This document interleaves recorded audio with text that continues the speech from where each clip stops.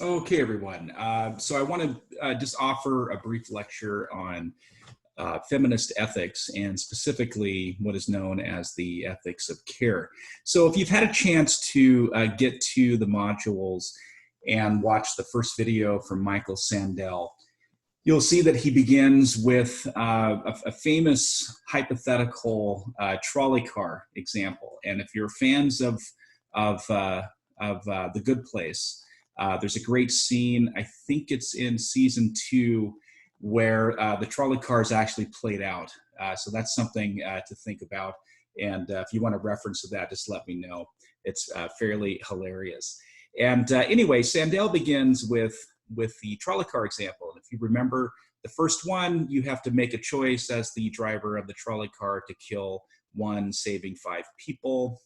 The second scenario, you have a choice to push over a very large man, stopping the trolley car and saving 5 people as well. Well, Sandel stops right there. And one way to think about feminist ethics and what might be missing with the tradition is a third hypothetical. So I want to start this presentation with that. And so imagine in this third scenario that you are the driver again. You see one worker going off on the side of the track, another track, and you still have the 5 workers straight ahead. Same conditions apply. You can't stop, you can only turn, and killing the one, saving the 5. But in this scenario, the one person that you would kill if you chose to go that way is someone that you love. Could be a child, could be a parent, a close friend. Regardless, it's somebody that is very much connected to you, that you feel some kind of obligation towards, and somebody that you have feeling, right? So one of the things that feminist ethics points out immediately is what is missing in the tradition. Well, what is missing, and as we've seen, if you've followed the modules, is a very important part of ethics, and that is things like empathy, things like connection, relationship, obligation to one's immediate environment, the people who are in the closest proximity to you.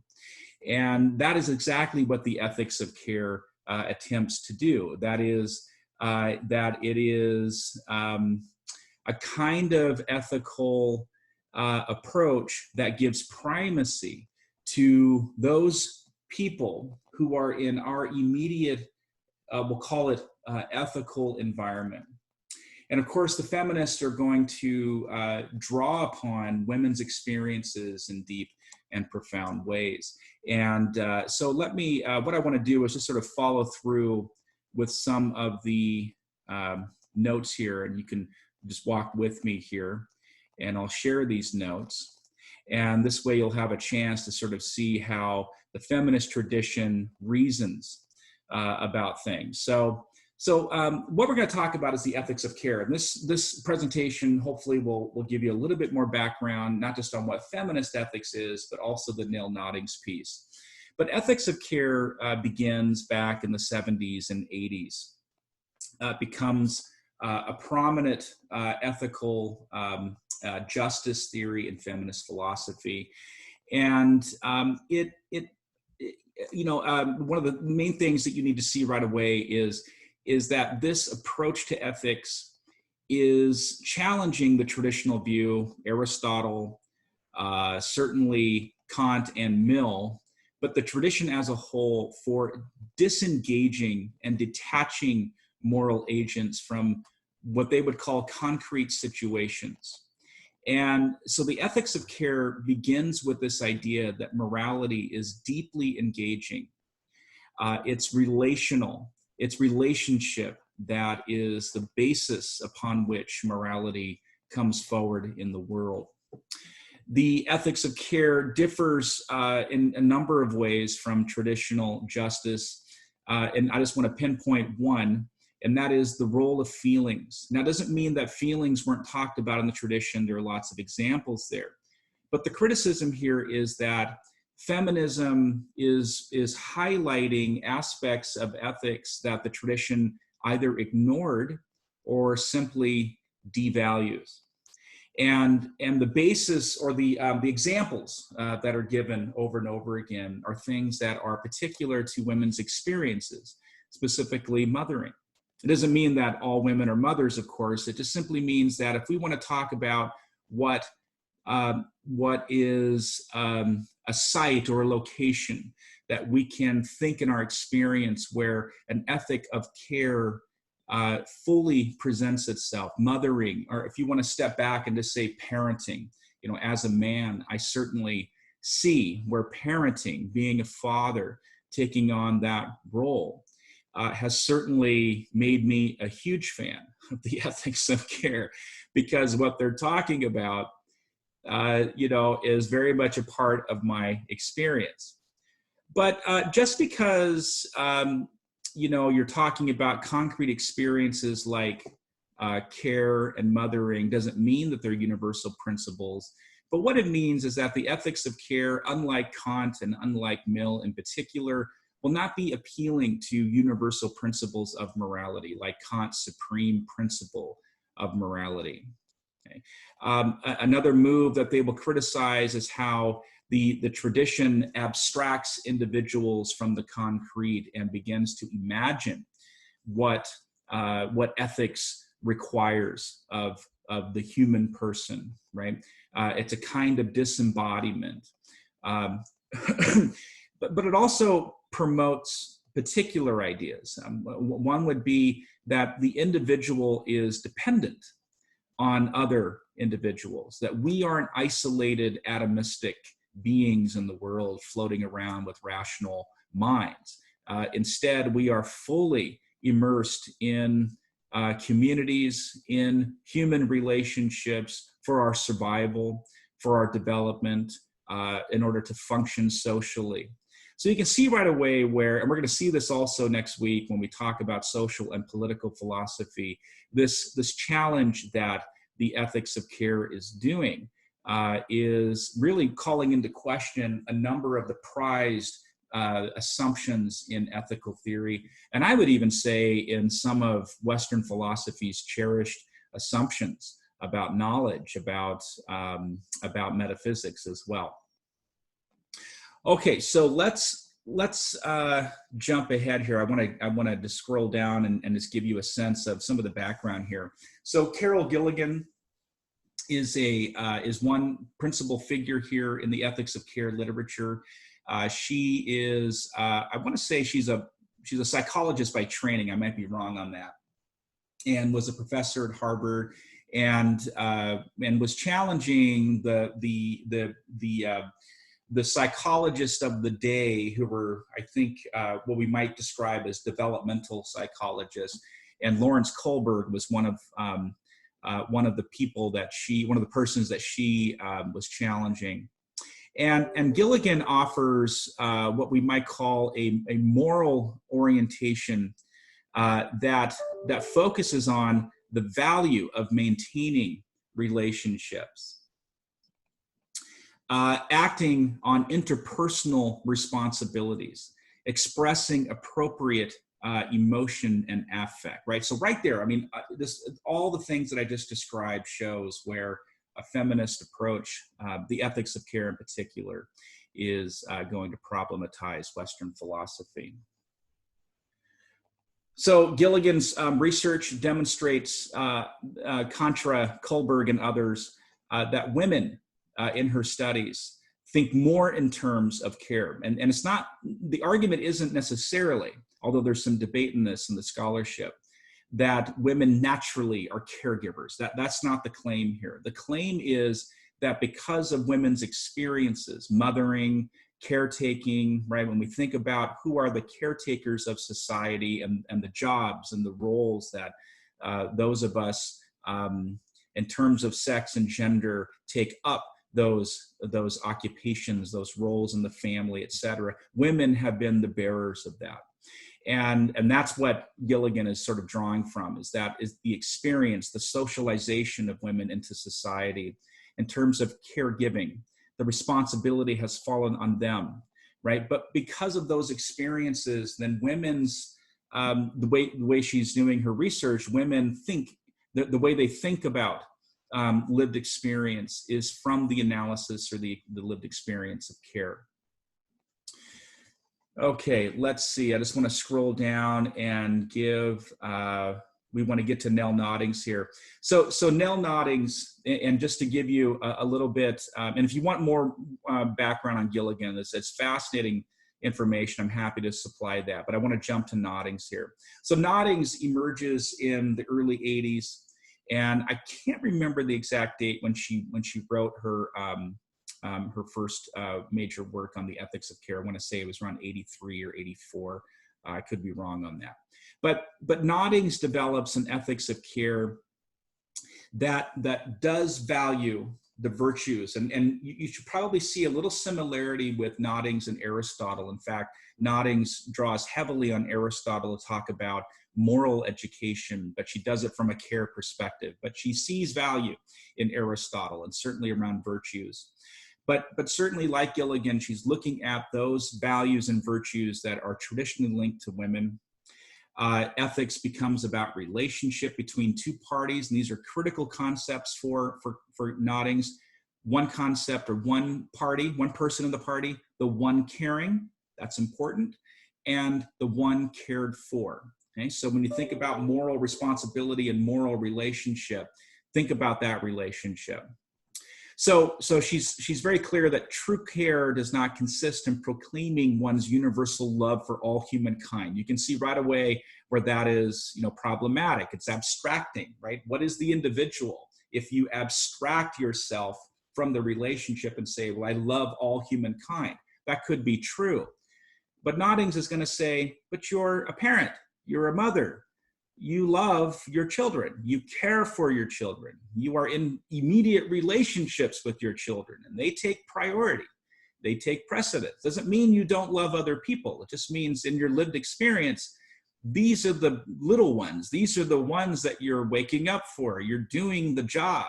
It's not a fleeting feeling. It's a commitment. It's a constant undertaking. And in that relationship, you find yourself giving primacy to that relationship over others. Okay. Let's see, a great quote that Noddings has, and that's the bottom. Let's see if I can highlight it for you. It's right here. And you're going to see this, I think, in the reading excerpts that I offered you. Where does care reside? Where does it emerge from? It's not this abstraction. It's not sending aid to victims of war. You should do that, but in terms of if that's what you think is right, what she's saying is, think in the relationship of rubbing elbows with the recipients of care. I mean, that's just a way of describing our deep dependency and connection with others. So just real quick, go down to these two really important concepts.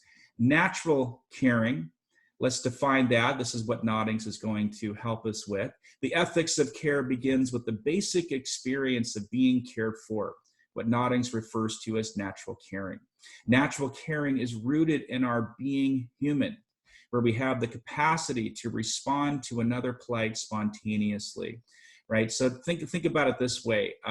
When you are a parent and you hear the child crying, she is getting you to think about the experience of natural caring as not having to be rationalized. You don't sit there and contemplate, is it the right thing to do to tend to the needs of the child? No. You spontaneously, you immediately, right? Without, and what she doesn't, it's not in terms of time. It means like spontaneously, right? In terms of time, but spontaneous in the sense that I don't have to go through this process of reflecting and offering reasons why I should care for the child. You respond. It's a summoning, the way that she would describe it. And she's talking about the motive to care. It doesn't have to be rationalized. It's something that I just do.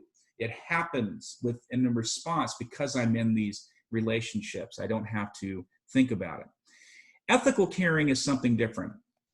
Ethical caring, she says, requires that I summon the experience of being cared for to respond to an ethical problem, right? So in this case, I may not feel like caring, but I summon the memory of being cared for. And what Noddings is doing here is a little bit of meta ethics, right? What is the basis of ethics? Well, as a person who has been cared for, and that being cared for may not be an idealized situation, right? Broken homes, family, not necessarily caring for your basic needs or society in general, but let's just stick with the family.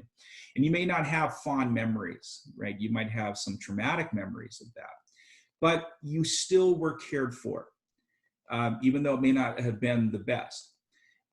Noddings is going to say, because all of us have this experience of being cared for, and it's a sort of a shared experience, although very differently, qualitatively, perhaps experienced.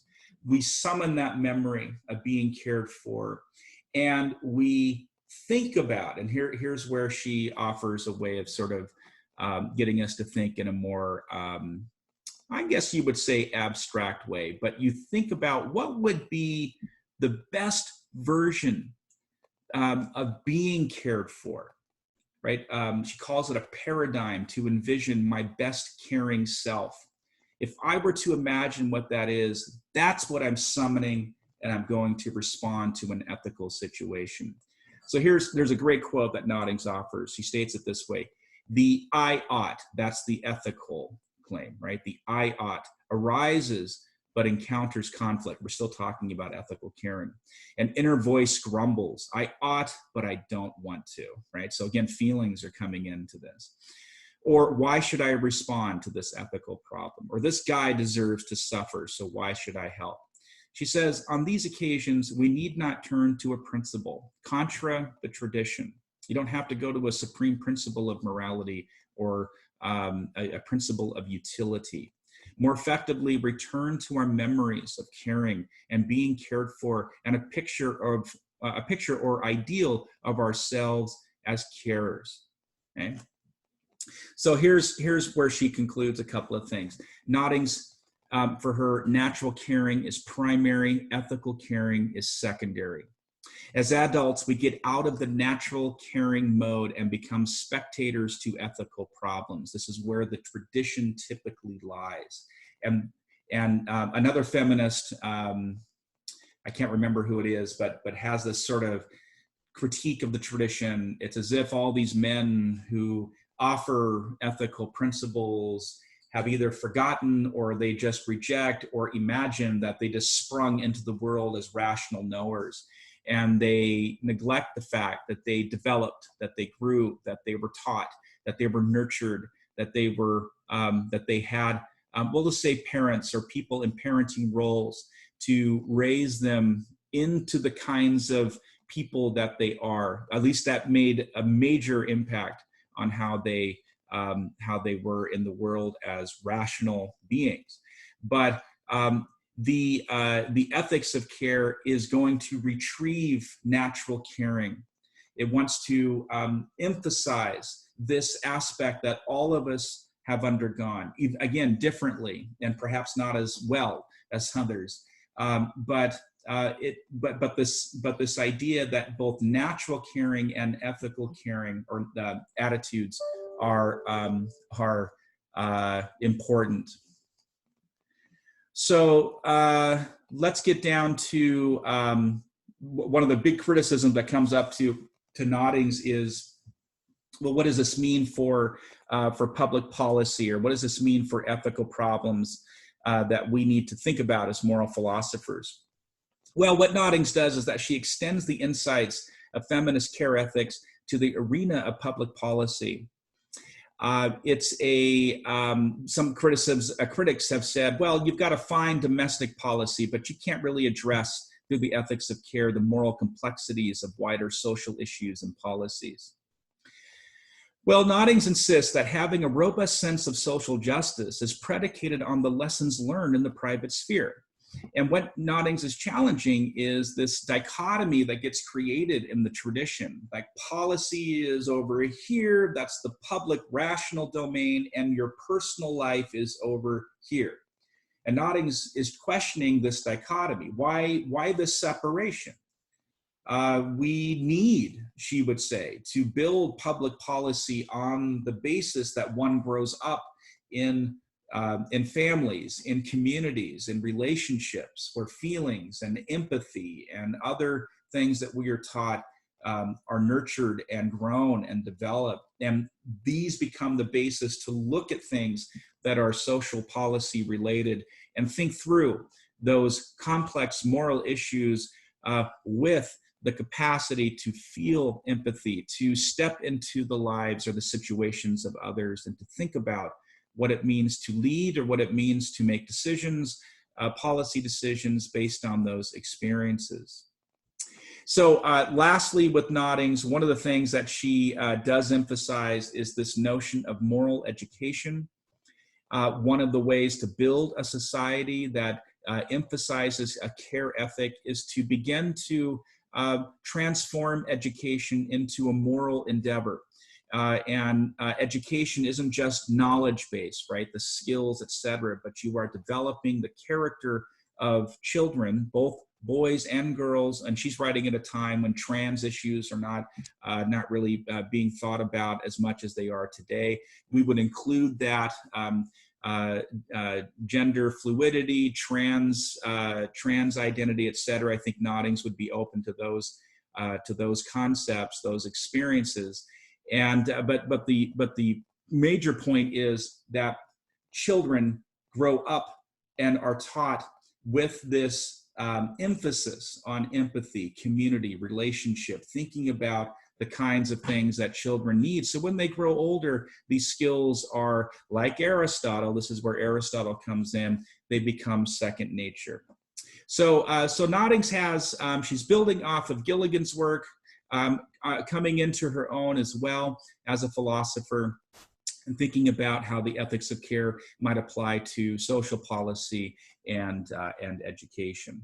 So I think with that, you'll have a little bit more background to understand some of those excerpts with Noddings, and what you want to emphasize, again, from a philosophical point of view, what Noddings is saying in terms of empathy. Those are, so you want to get the conceptual analysis as well. What does she mean by empathy? Those kinds of things. Okay, everyone, good luck.